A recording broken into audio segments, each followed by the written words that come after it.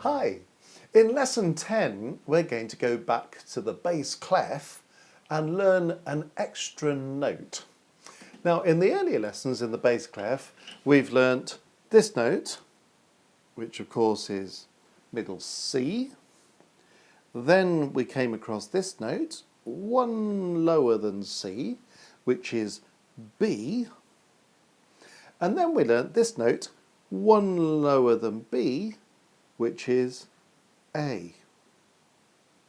And remember we said that C's on a line, B's in a space between the top line and this extra line for C, and A is on the top line of the stave, of the 5 lines we call the stave. So we've gone line, space, line, which tells us that the next note down must be in a space. And of course we can see that it's going to come here. So A is on the top line of the bass clef stave, and G is in fact in the top space inside the stave. So that note there is G. And you can see we're just going down one from A. We're on that top line, we're taking one step down to G in the top space there.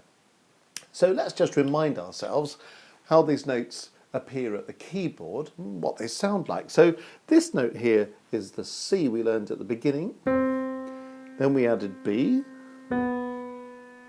Then we added A. And now today we're adding G. And you can see this pattern just going down by steps. C, down a step to B, down a step to A, and down a step to G.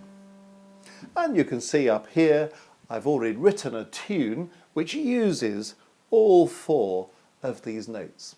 So let's begin by just reading through the notes of our tune to make sure that we can find them all.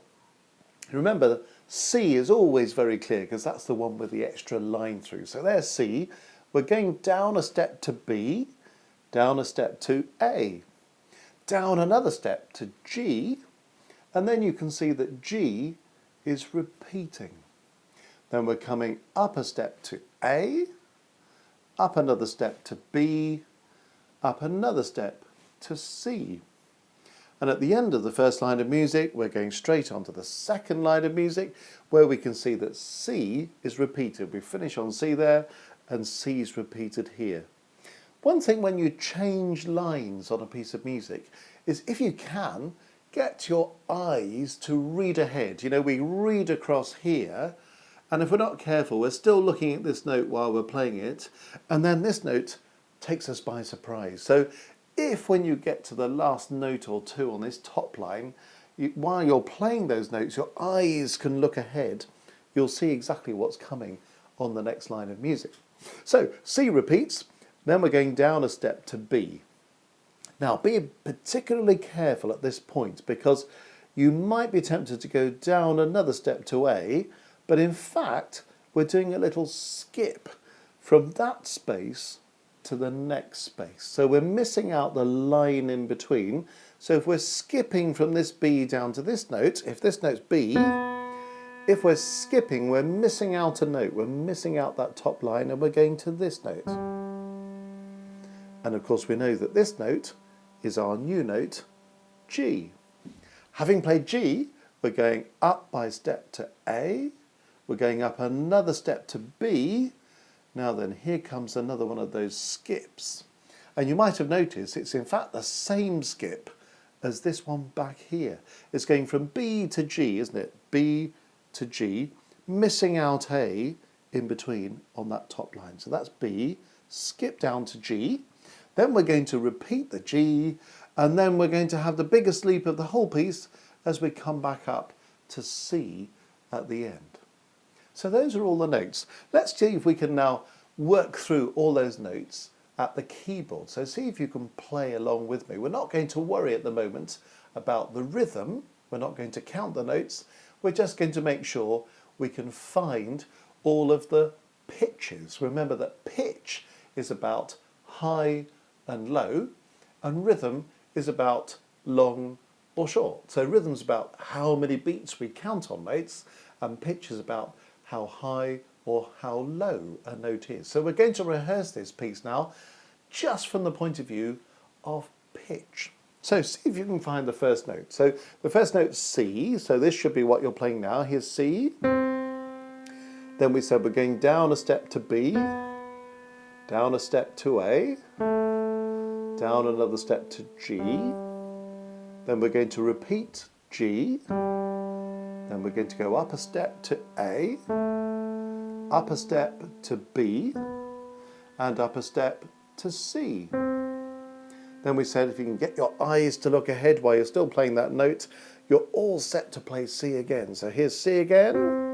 Then we're going down a step to B. Remember, this is where we said we were going to do a skip. So skip down, find G. Then we're going to take a step up from G to A. And then another step up to B. And here comes that skip down again to G. Then we're going to repeat the G. And then we're going to find our way all the way back up to C. So I hope you managed to find all those notes quite happily. Now when it comes to the fingering, remember what we said about fingering some lessons ago now. We said that the thumb is number 1, number 2, number 3, number 4 and number 5. So if we're going to play C with the thumb, number 1, and B with the second finger, number 2, A with number 3, obviously we're going to play G with finger number 4. So when you play these notes, try not to hop around on one finger or to use different fingers for that.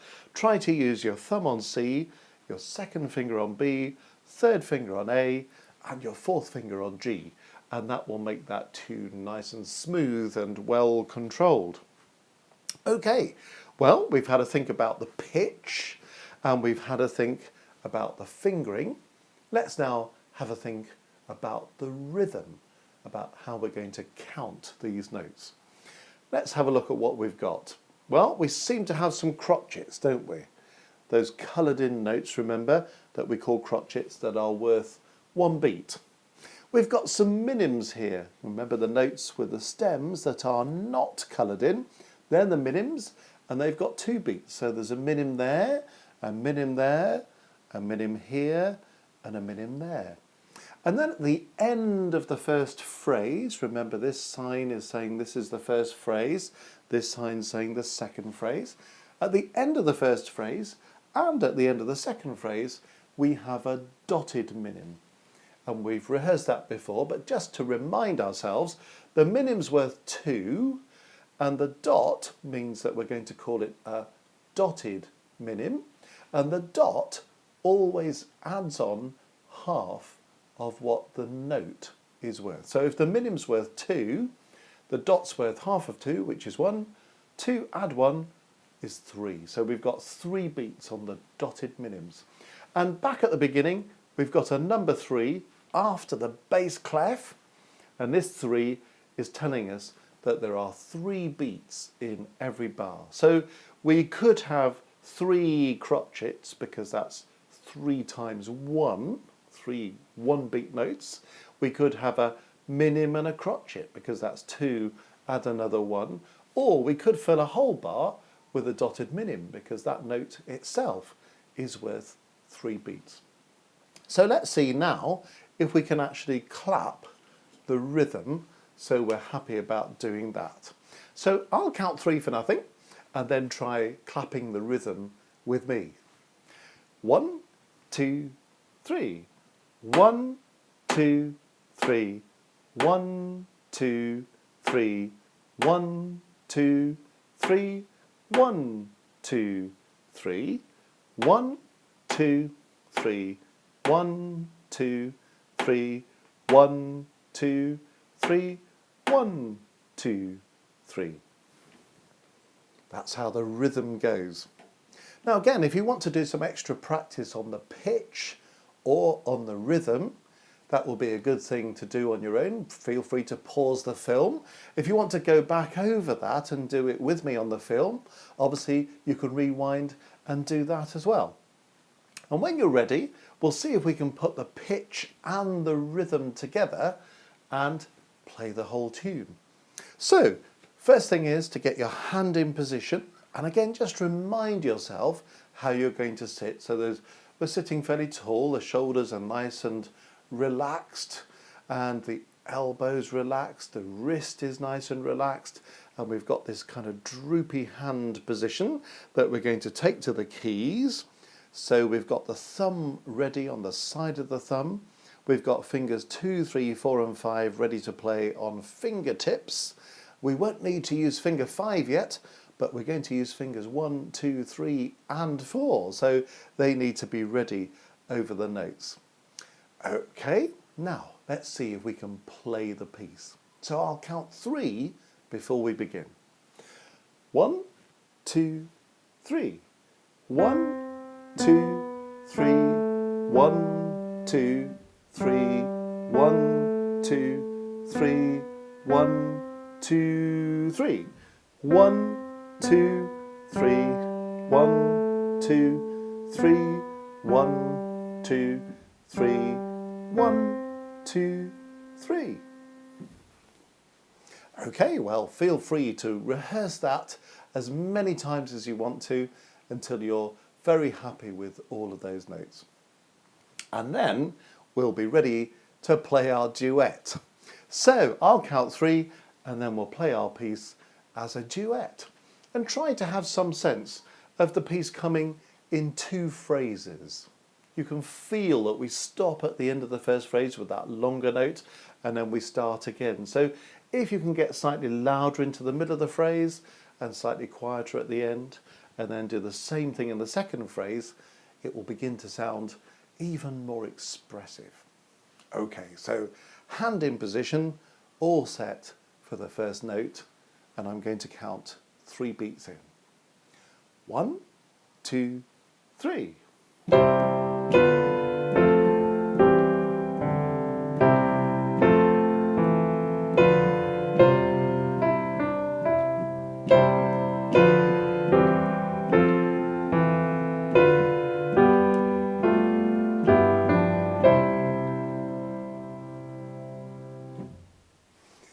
Well, I hope that worked very accurately. But again, go over it as many times as you need to until you're very comfortably playing that as a duet. And when you think you're happy about G in the left hand and you can play that tune marvellously, then you can come back and we'll have a look at what's new in Lesson 11.